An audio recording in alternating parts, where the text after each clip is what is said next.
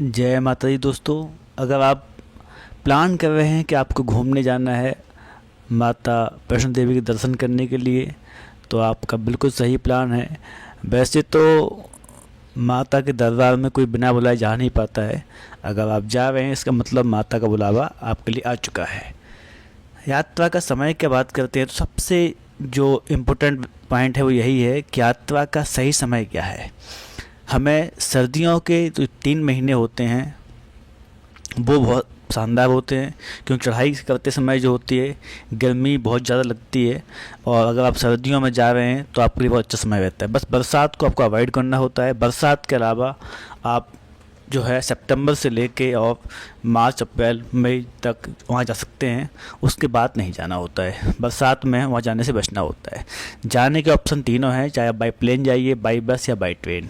पर by train बहुत शानदार सफ़र रहता है। क्यों? क्योंकि माता रानी का भजन करते हुए ट्रेन में परिवार के साथ जाइए और आराम से एंजॉय कीजिए। अगर झांसी दिल्ली आप कहीं से भी जाना चाहते हैं, झांसी से जो ट्रेन है आपके लिए डेली वो मालवा एक्सप्रेस है, और जो दूसरी ट्रेन है झेलम एक्सप्रेस है। दोनों ही लगभग 20 घंटे का समय लेती हैं वहाँ तक पहुँचने के लिए। उसके अलावा जो है हिमसागर एक्सप्रेस है, अंडमान एक्सप्रेस है, ऊधमपुर एक्सप्रेस है और हमसफ़र एक्सप्रेस है।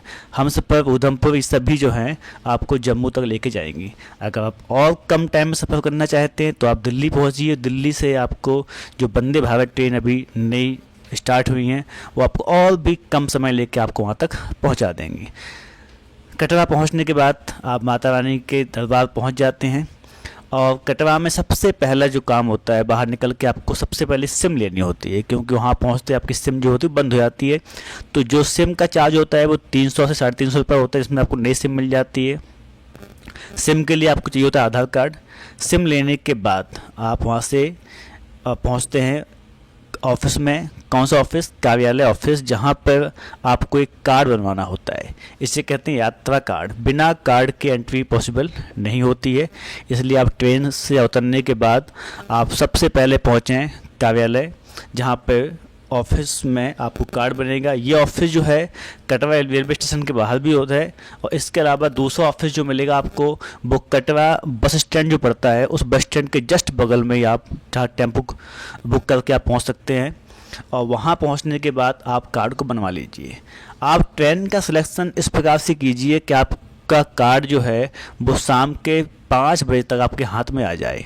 यात्रा स्टार्ट हमेशा शाम के समय ही करनी है, क्योंकि शाम के समय जब यात्रा स्टार्ट करेंगे आप, तो आप आसानी से चलते चलते जो अर्धकुमारी है वहाँ तक पहुँच जाएंगे। बहुत धीमे धीमे जाएंगे, यात्रा का मज़ा लेते हुए जाएंगे, तो आप पहुँच जाएंगे अर्धकुमारी। अर्धकुमारी में आप पहुँचेंगे 9 से 10 बजे के आसपास। इसके बाद वहाँ से यात्रा स्टार्ट करेंगे भवन के लिए, तो आप पहुँच जाएंगे लगभग 1 से 2 बजे के आसपास। 1 से 2 बजे के आसपास ही आपको वहाँ पहुँचना है, क्योंकि उस समय क्या होता है बिल्कुल भीड़ नहीं होती है, आपको दर्शन करने में बहुत आसानी हो जाएगी। उसके पहले अगर आप पहुँच जाते तो आपको भीड़ का सामना करना पड़ेगा, लंबी लंबी लाइन लगती हैं और आपको लाइन में घंटों बैठना पड़ेगा। अगर आप रात को 12 से सुबह 4 के बीच में वहाँ पहुँचते हैं तो आपको कोई दिक्कत नहीं होती है। अगर आप जल्दी पहुँच जाते हैं तो बस स्टैंड के पास में ही एक भवन है, निहारिका भवन या फिर त्रिकुट भवन।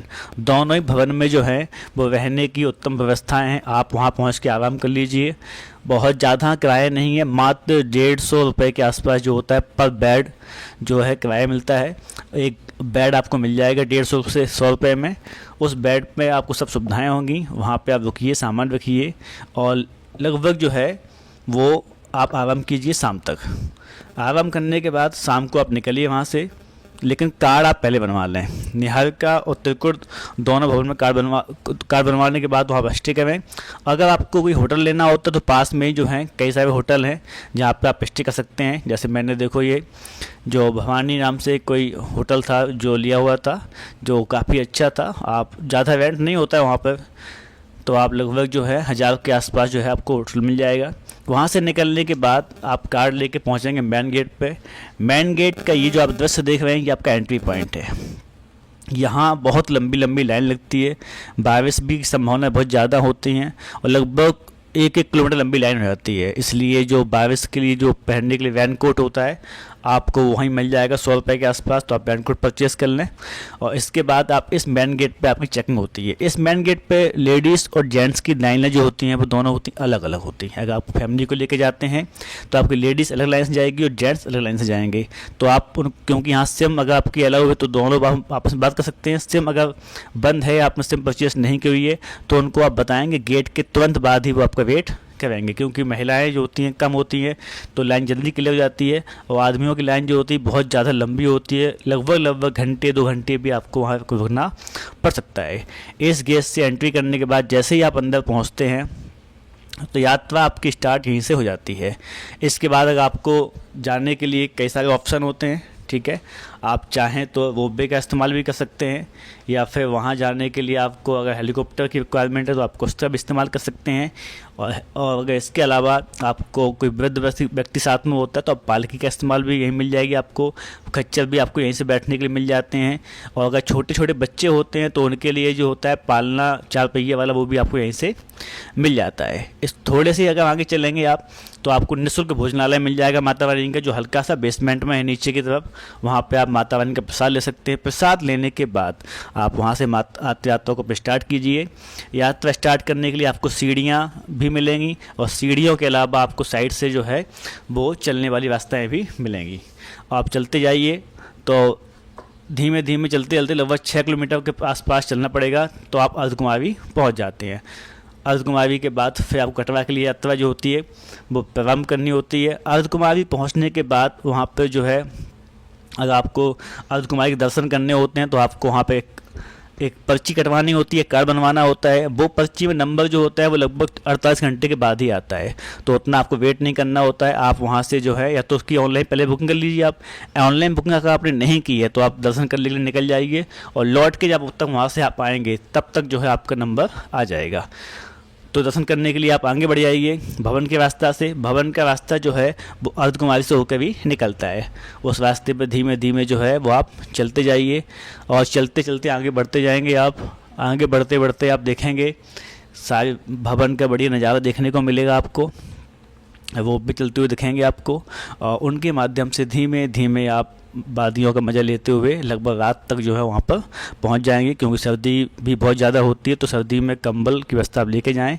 और रात को वहाँ पहुँच के माता रानी के साक्षात दर्शन करें, भवन का नज़ारा देखें। वहाँ पर वो सुंदरता, वो प्राकृतिक चीज़ें, वो लाइटिंग और वो दृश्य माँ के भवन का जो आपके मन को प्रसन्न कर देगा। इसके बाद वहाँ पहुँचने के बाद आप माता रानी के दर्शन कर सकते हैं, और वहाँ पर साइड से आप देखेंगे तो मंदिर की चमक जो आपको रास्ते में दिखाई देगी। आप थोड़ा चलेंगे फिर सामने माता का मंदिर आएगा, फिर वो अदृश्य हो जाएगा, फिर चलेंगे फिर दिखेगा, फिर चलेंगे फिर अदृश्य हो जाएगा। ये नज़ारा आपको कई बार देखने को मिलेगा।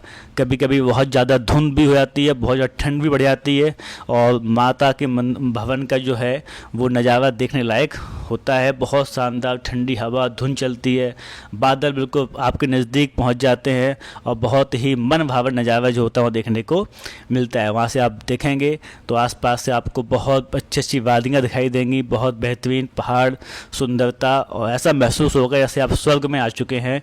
भवन में पहुंचने से पहले जब आप देखेंगे तो दर्शन कर चुके होंगे। दर्शन करने के बाद आप उस यात्रा को स्टार्ट कीजिए, और चलते चलते आप पहुंचिए कहाँ, श्री भैरव बाबा पे। भैरव बाबा के दर्शन किए बिना माता यात्रा जो है वो अधूरी रहती है। आप दर्शन करने के लिए वहाँ पहुँचिए। वहाँ पहुँचने के बाद आपको दिखेगा छत बनी हुई होती है, तो उस छत से पूरा आसपास का नज़ारा जो होता है वो बेहतरीन आपको दिखाई देता है। बहुत सारे लोग जो वहाँ खड़े होकर देखते हैं कि उन्हें पूरा जो है वो जम्मू का नज़ारा जो होता है वो शानदार दिखाई देता है। और भैरव बाबा के दर्शन करने के बाद कि आपकी यात्रा जो होती है वो पूर्ण हो चुकी होती है, और माता रानी जिस उद्देश्य से आपको बुलाया होता है उस उद्देश्य को आप पा चुके होते हैं। और ऐसा करने के बाद आपका जीवन जो है धन्य हो जाता है। आपकी सारी थकान मिट जाती है, आपको बहुत खुशी की अनुभूति होती है। इसके बाद आप वापस वहाँ से लौटते हैं। रास्ते में आपको जो है भोजनालय मिलते हैं या माता का प्रसाद मिलता है। आप चने और हलवा प्रसाद में लीजिए, भोजन ग्रहण कीजिए और प्रसाद ग्रहण कीजिए। प्रसाद का समय जो है मॉर्निंग के टाइम सुबह का रहेगा। प्रसाद लेने के बाद धीमे धीमे आप पहाड़ी से उतरते जाइए और नीचे की तरफ आते जाइए। लगभग 5 से 7 घंटे का समय लगता है आपको पूरा ऊपर से नीचे तक आने में आपको वापस आना पड़ेगा। कहाँ पे? अर्धकुमारी। अर्धकुमारी आने का जो रास्ता जाने का अलग है और आने का भैरव बाबा से अलग है।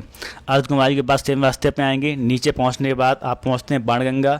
अगर आपके पास छोटे बच्चे हैं तो आप वहाँ उनके मुंडन करवा सकते हैं, और बच्चों को मुंडन करवाने के बाद बाणगंगा में स्नान करवाइए। नीचे आने के बाद देखें कुछ स्टूडियो होते हैं जहाँ माता रानी के दरबार लगे होते हैं, उन दरबार में आप अपना फ़ोटो निकलवा सकते हैं। नीचे आने के बाद आपको मेन गेट पे एंट्री होगी। वापस से आपको अपना कार्ड यहीं पे जमा करना होगा, और कार्ड जमा करने के बाद आप वहाँ से वापस आएंगे। मेन गेट से बाहर निकल के आपको ऑटो बुक करना पड़ेगा। ऑटो बुक करने के बाद वापस आप बस स्टैंड पहुँचिए, या फिर जो आपका ट्रेन का टिकट तो स्टेशन पहुँचिए, और स्टेशन पे अपनी ट्रेन में बैठिए और वापस अपने घर के लिए प्रस्थान कीजिए।